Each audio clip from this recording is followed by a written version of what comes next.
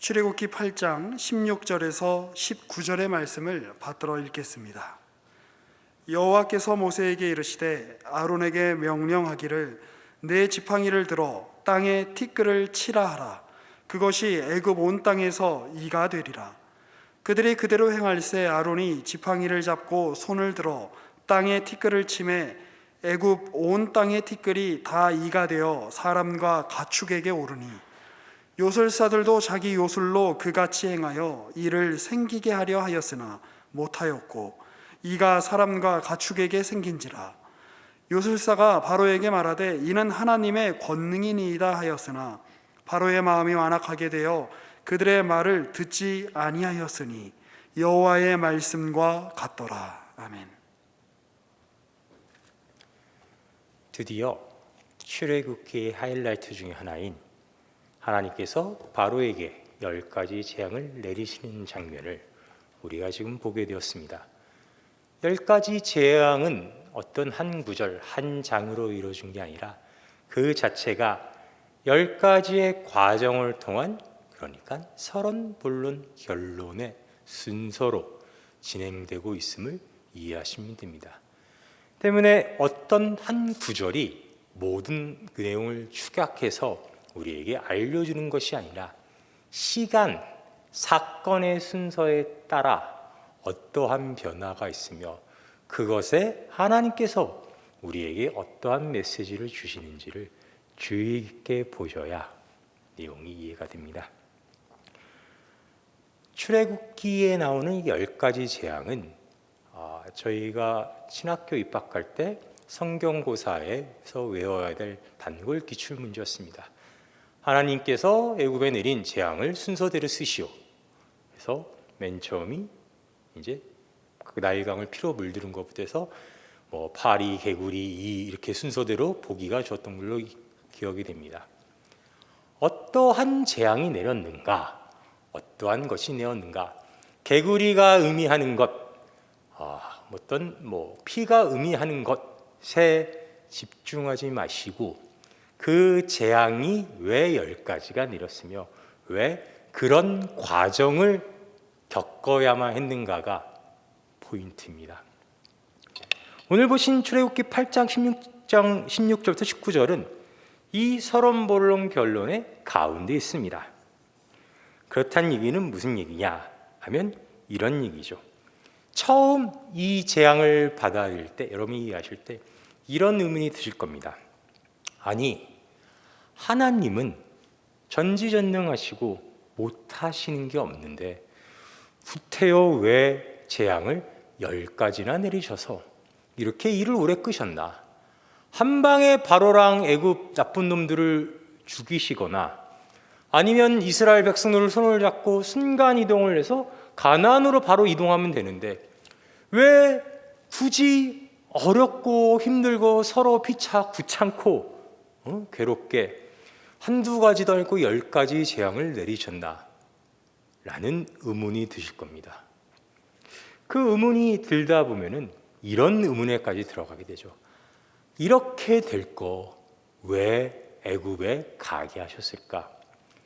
아브라함이 가나안 땅에 갔을 때 그냥 계속 가나안에 머물게 하시지 왜 구태여 요셉 때에 이르러 도로 빼낼 애굽 땅에 보내셔서 서로 하나님도 귀찮고 우리 이스라엘들은 고생하고 애굽과 바로는 중간에 괜히 끼어서 억울하게 악역을 하게 만드는, 왜 굳이 이를 이렇게 비효율적이고 번거롭게 하실까라는 의문이 되실 겁니다.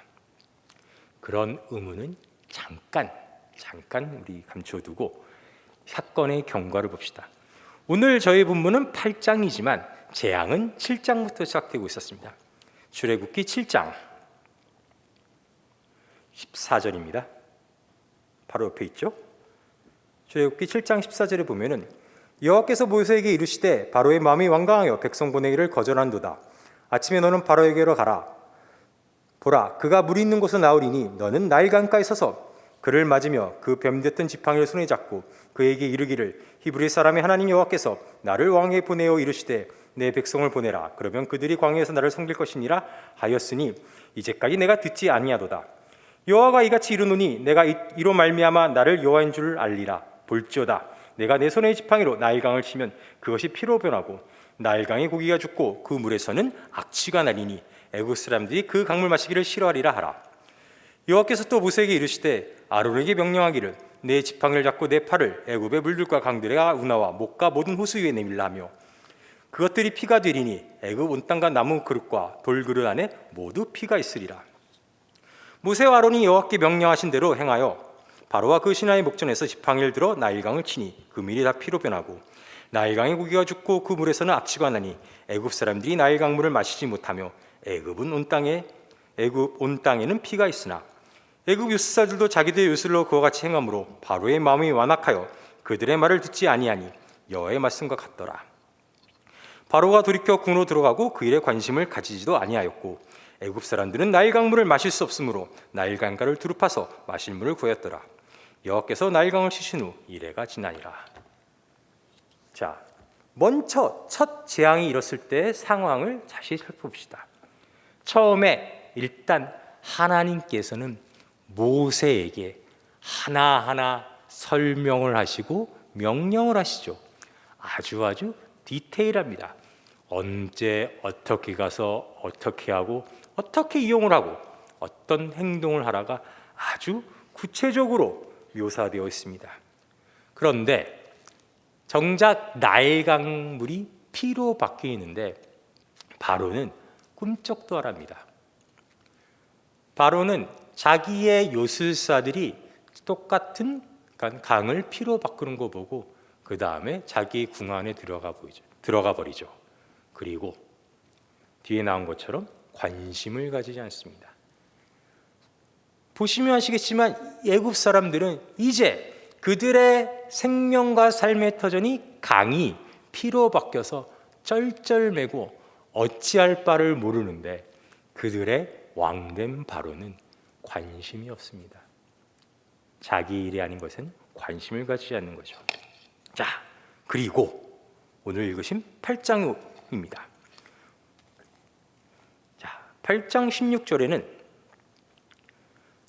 다시 읽겠습니다. 8장 16절에 이제 이런 재앙이 나오죠. 여호와께서 모세에게 이르시되 아론에게 명령하기를 내 지팡이를 들어 땅에 티끌을 치라 하니 그것이 애굽 온 땅에서 이가 되리라. 그들이 그대로 행할세 아론이 지팡이를 잡고 손을 들어 땅에 티끌을 치매 애굽 온 땅의 티끌이 다 이가 되어 사람과 가축이 오르니 요술사들로 자기 요술로 그같이 행하여 이를 생기게 하렸으나 못하였고 이가 사람과 가축에 생긴지라.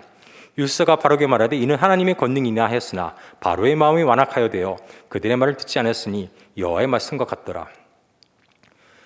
자, 이제 바로의 요술사들도 그 중간에 하나님께서 처음에는 하나님이 하신 이적을 흉내내어 똑같이 쓰나 하지 못하는 지경에 이르러 바로에게 직언합니다. 이거는 여호와의 힘이다 라는 뜻은 우리가 감히 흉내조차 낼 수 없는 정도의 힘입니다. 그런 강력함입니다. 그러니 왕께서는 이제 뜻을 돌이키사 항복하시죠 라고 하는 장면이죠. 그러나 바로는 항복하지 않습니다. 그렇죠? 그래서 이 10가지 재앙이 어떤 결론을 하게 가느냐? 다음 장입니다. 9장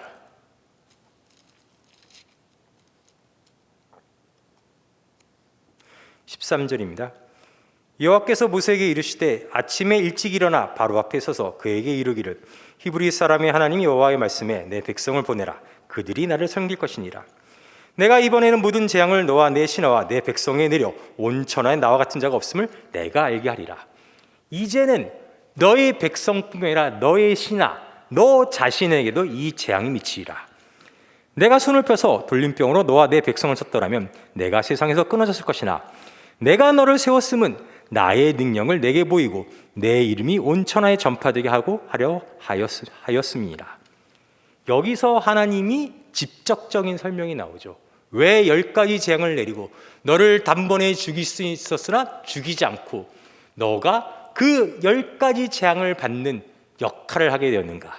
그것은 너로 통하여 내가 세상에 드러나게 합니다. 그래서 내가 여전히 내 백성 앞에 교만하여 그들을 보내지 아니하느냐?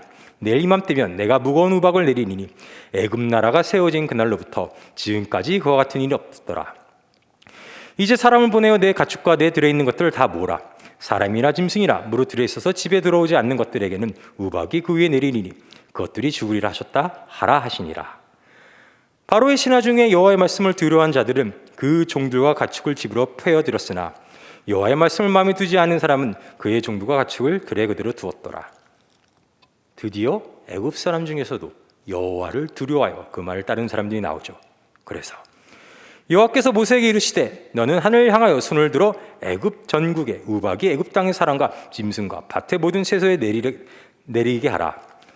모세가 하늘을 향하여 지팡이를 들매 여호와께서 우레소리와 우박을 보내시고 물을 내려 땅을 달리게 하시더라.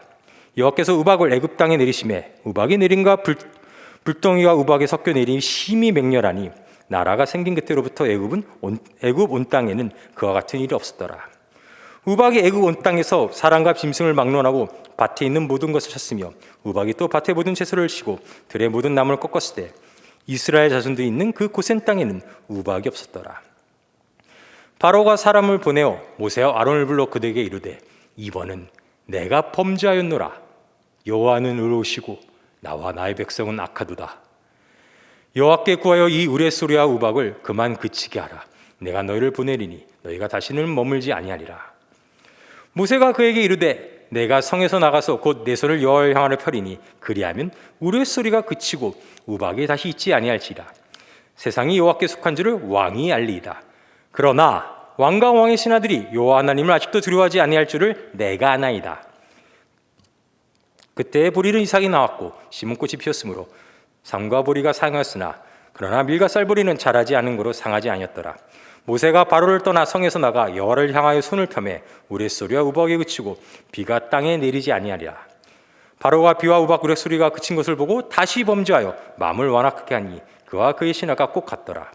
바로의 마음이 완악하여 이스라엘 자손을 내모르지 아니하였으니 여호와께서 모세에게 말씀하신 것 같더라.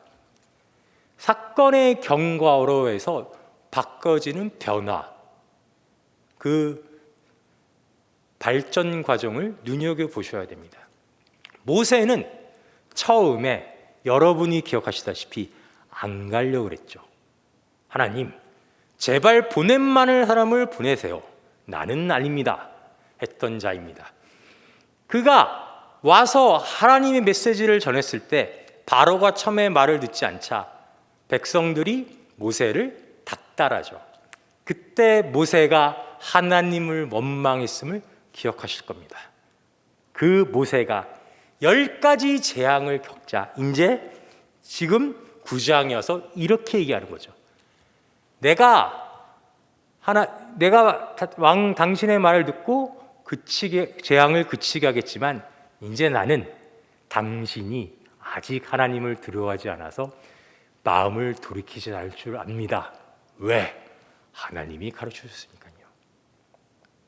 그가 10가지 재앙을 통하여 하나님을 이해하고 하나님의 섭리를 알고 따르는 자가 되었음이 이 9장에 나와 있죠. 또 하나 이 9장에서 눈여겨보아야 하실 것은 바로의 고백입니다. 우박 재앙이 닥치자 애굽 전역에 바로와 백성을 하나도 남김없이 다 우박이 치자 바로가 이제 고백을 하죠. 내가 범죄했다. 나와 내 백성, 나와 나에게 속한 것들이 악하고 하나님이 의로우시다. 세상이 하나님 법정에서 재판을 받아 심판을 받아 스스로가 자백을 한 겁니다. 하나님이 의로우시고 이 세상을 대표하는 내가 악하다는 거죠. 우리는 이렇게 생각할 수 있습니다.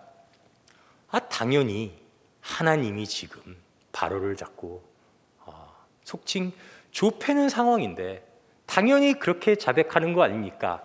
절대적으로 강력한 힘 앞에 바로가 무기력하고 지금 자신은 대항할 수 없으니까 쫄아서 어쩔 수 없이 살려고 본인이 악하고 하나님이 의롭다고 지금 약간은 허위, 거짓 자백하는 거 아닙니까?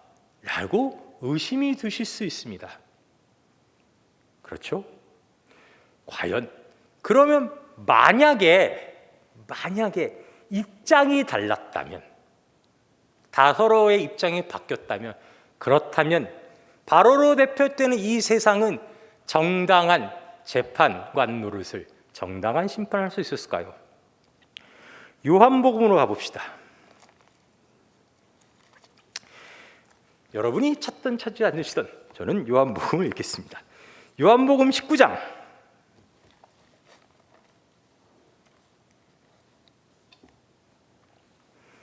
요한복음 19장 1절. 요한복음 19장에는 그 유명한 이제 심판대 앞에 선 그리스도에 관련된 증언이 나옵니다. 이에 빌라도가 예수를 데려다가 채찍질하더라. 군인들이 가시나무로 관을 엮어 그의 머리에 씌우고 자색옷을 입히고 앞에 가서 이르되 유대인의 왕이요 평안할지어다 하며 손으로 때리더라. 빌라도가 다시 밖에 나가 말하되 보라, 이 사람들을 데리고 너에게 나오나니 이는 내가 그에게 아무 죄도 찾지 못한 것을 너희로 알게 하려 함이로라 하더라. 빌라도가 재판관인데 빌라도가 사실 자백을 합니다. 지금 피고석에 있는 예수는 죄가 없다, 죄인이 아니다. 그래서 이에 예수께서 가시관을 쓰고 자색옷을 입고 나오시니 빌라도가 그들에게 말하되 보라, 이 사람이로다 하매 대제사장들과 아랫사람들이 예수를 보고 소리지르 이르되 십자가에 못 박으소 하는지라. 빌라도가 이르되 너희가 친히 데려가 십자가에 못 박거라. 나는 거기에서 죄를 찾지 못하였노라. 유대인들이 대답하여 우리에게는 법이 있으나 그 법대로 하면 그가 당연히 주실 것은 그가 자기를 하나님의 아들이라 함이니라. 빌라도가 이 말을 듣고 더욱 두려워하여 다시 관청에 들어가서 예수께 말하되 너는 어디로부터냐 하되 예수께서 대답하여 주지 아니하시는지라. 빌라도가 이르되 내게 말하지 아니하느냐? 내가 너를 놓을 고난도 있고 십자가에 못 박을 고난도 있는 줄을 알지 못하느냐? 우리가 방금 읽었던 출애굽 상황과 반대가 되었습니다. 성자 하나님이시자 성육신하는 하나님이 이제 세상의 권력 앞에 철저히 무기력한 가난한 목수의 아들로 서 있죠. 죄가 없는 상태로요. 그 가난한 목수 아들 앞에 모든 권력을 받게 된 하나님이 세상의 모든 권력을 주신 이 세상을 대표하는 로마의 총독이 서 있는 겁니다. 그래서요, 예수께서 대답하시되 위에서 주지 않으셨더라면 나를 해할 권한이 없으니 그러므로 나를 내게 넘겨준 자의 죄는 더 크다 하시니라. 이러함으로 빌라도가 예수를 놓으려고 힘썼으나 유대인들이 소리질러 이르되 이 사람을 놓으면 가이사의 충신이 아니나이다. 무릇 자기를 왕이라 하는 자가 가이사를 반역하는 것이니이다. 빌라도가 이 말을 듣고 예수를 끌고 나가서 돌을 깐 들에 있는 재판석에 앉아 있더라. 이날은 유월절의 준비일이요 때는 제6시라. 빌라도가 유대인들에게 이르되 보라, 너희 왕이로다. 그들이 소리 지르되 없이 하소서 그를 십자가에 못 박게 하소서. 빌라도가 이르되 내가 너희 왕을 십자가에 못 박으랴. 대제사장들이 대답하되 가이사 외에는 우리에게 왕이 없나이다 하니 이에 예수를 십자가에 못 박도록 그들에게 넘겨주니라. 여러분이 아셔야 할 게 로마는 법치국가입니다. 로마에는 여러 가지 다신 종교가 존재하지만 로마인들이 공통적으로 가장 가치를 둔 건 법입니다.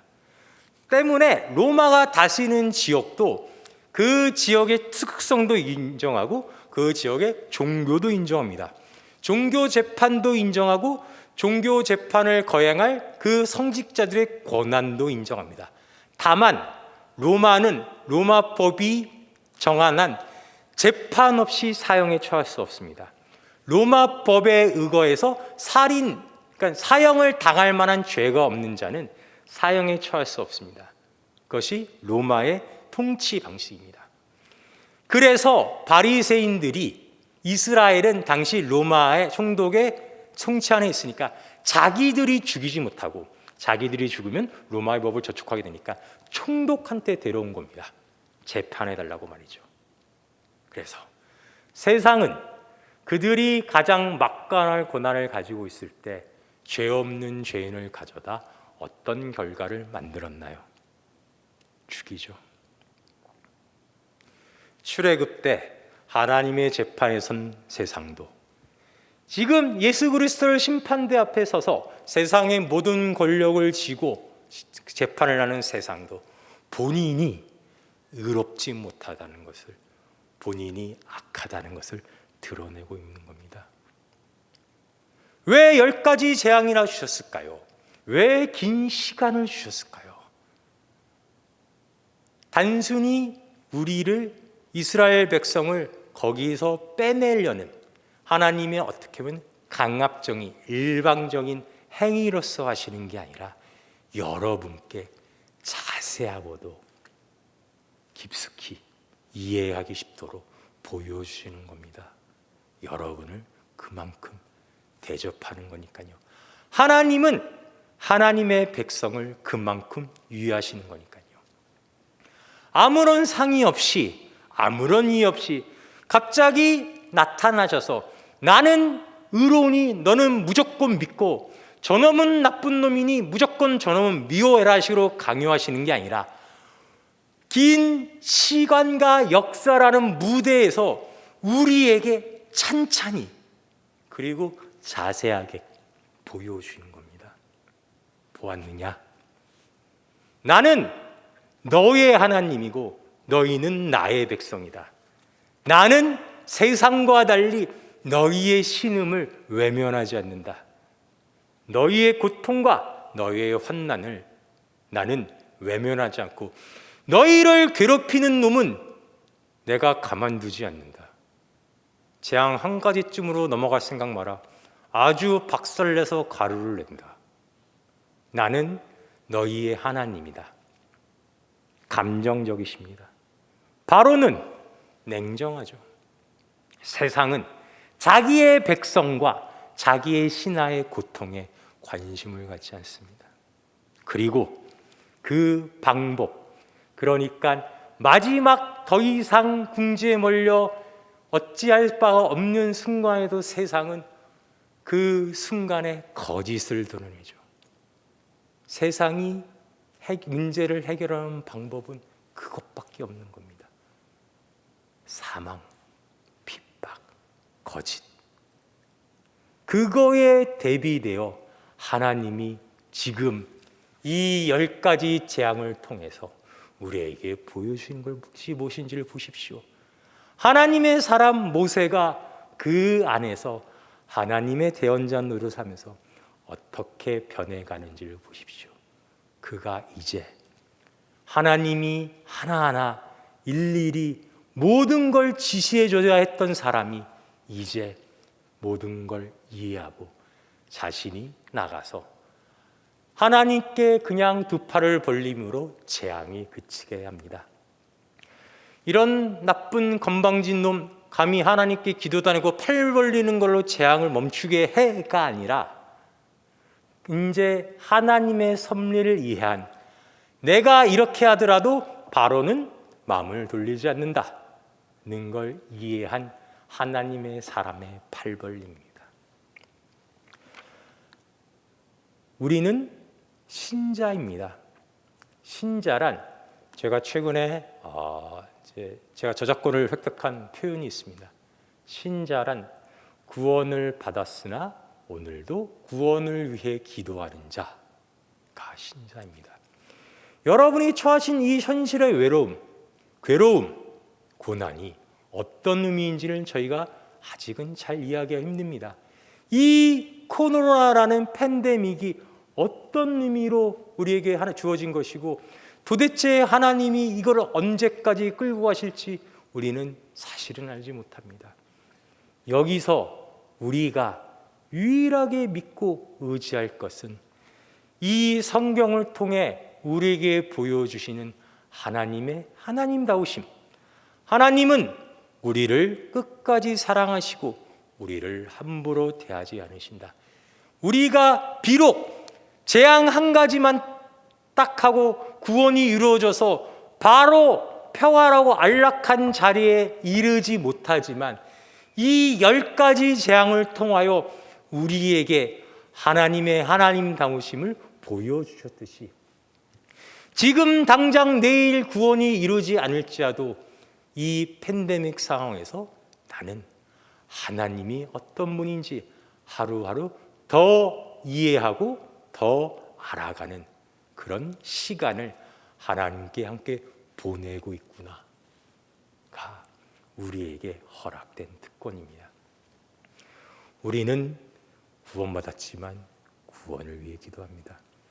우리 자신을 위해, 우리의 가족을 위해, 우리가 속한 이 사회와 국가와 세계를 위해 구원을 위해 기도합니다. 세상 사람들이 보기에는 아이러니입니다.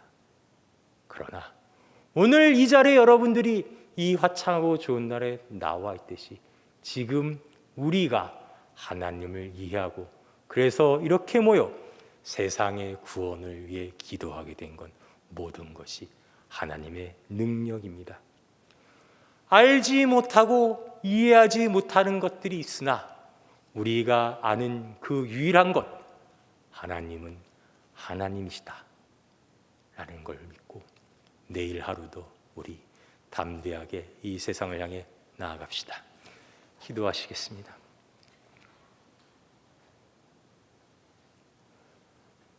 하나님 아버지 은혜를 감사합니다.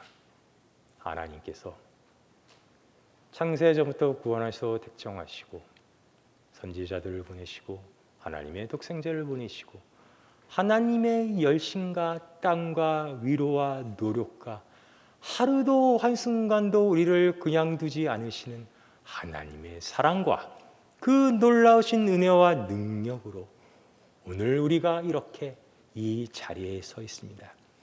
우리가 사는 것은 우리의 능력과 우리의 선택이 아니요 모든 것이 하나님께서 하나님다우심으로 우리를 1분 1초도 허투루 보내지 않으시고 열심히 지키시는 것을 저희가 믿습니다.